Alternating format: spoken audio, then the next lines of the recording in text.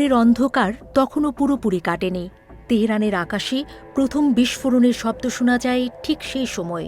কুয়াশার ভেতর দিয়ে ধোঁয়ার কুণ্ডলে উঠতে থাকে, আর শহরের মানুষ ঘুম ভেঙে জানালার পাশে এসে দাঁড়ায়। রাজধানী বুঝে যায় এবার বড় কিছু ঘটতে যাচ্ছে।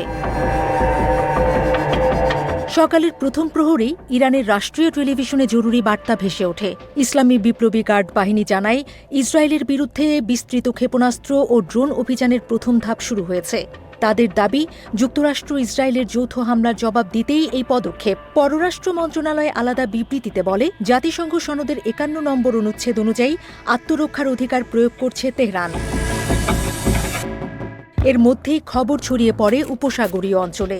সৌদি আরব, সংযুক্ত আরব আমিরাত, কাতার, বাহরাইন ও কুয়েতে অবস্থিত মার্কিন ঘাঁটিগুলোও লক্ষ্যবস্তু হয়েছে বলে দাবি করে তেহরান।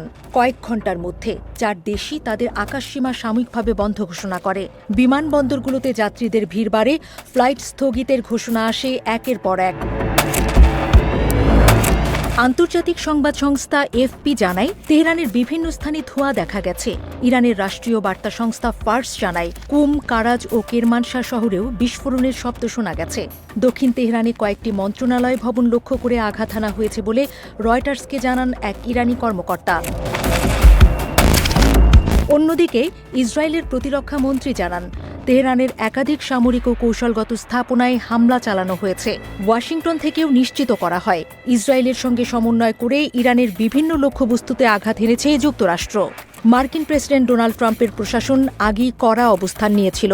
২০২৫ সালের জুনে ইরানের ৩টি পারমাণবিক স্থাপনায় বোমা হামলার নির্দেশ দিয়েছিলেন তিনি। তখন ১২ দিনের সংঘাতের পর পরিস্থিতি কিছুটা শান্ত হয়েছিল, কিন্তু এবার রাজধানীকে কেন্দ্র করে সংঘাত ছড়িয়ে পড়ায় উদ্বেগ আরও গভীর। উপসাগরীয় অঞ্চল জুড়ে উত্তেজনা দ্রুত ছড়িয়ে পড়ে। কাতারের আল উদেইদ ঘাঁটি, বাহরাইনে নৌঘাঁটি, কুয়েতে সামরিক স্থাপনা সবই সম্ভাব্য ঝুঁকিতে। অতীতে কাতারের আল উদেইদ ঘাঁটিতে সীমিত হামলার সময় আগাম সতর্কবার্তা থাকায় বড় ক্ষয়ক্ষতি হয়নি, কিন্তু এবার পরিস্থিতি ভিন্ন। বিশ্লেষকদের মতে, প্রতিশোধের মাত্রা এবং কৌশল আগের তুলনায় অনেক বিস্তৃত হতে পারে।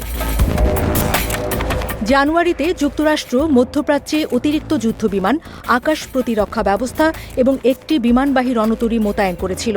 আঞ্চলিক মিত্রদের সঙ্গে নিয়মিত যোগাযোগ চললেও হামলার সময় ও পরিসর নিয়ে অনিশ্চয়তা ছিল শেষ মুহূর্ত পর্যন্ত।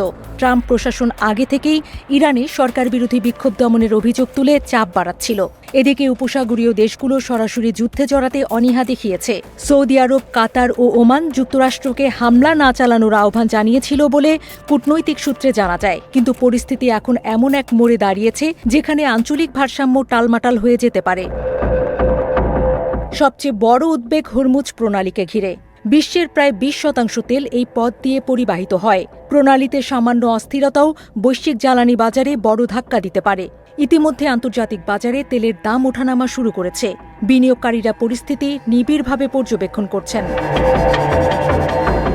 ইসরায়েল জানিয়েছে, সম্ভাব্য পাল্টা হামলা মোকাবেলায় তাদের প্রতিরক্ষা ব্যবস্থা জোরদার করা হয়েছে। আকাশ প্রতিরক্ষা ইউনিটগুলো উচ্চ সতর্কতায় রয়েছে। বিভিন্ন দেশ তাদের নাগরিকদের সতর্ক থাকার পরামর্শ দিয়েছে। আঞ্চলিক আকাশপথে ফ্লাইট চলাচল ব্যাহত হওয়ায় বহু যাত্রী আটকে পড়েছেন। বিশেষজ্ঞদের মতে, ইরানের অভ্যন্তরীণ চাপ ও চলমান বিক্ষোভের প্রেক্ষাপটে বাইরের হামলা শাসন ব্যবস্থার কাছে অস্তিত্বের প্রশ্ন হয়ে উঠতে পারে। ফলে প্রতিক্রিয়া আরও তীব্র ও দীর্ঘস্থায়ী হওয়ার আশঙ্কা রয়েছে। একই সঙ্গে যুক্তরাষ্ট্র ও ইসরায়েলের কৌশলগত হিসাব নিকাশও বড় ভূমিকা রাখবে।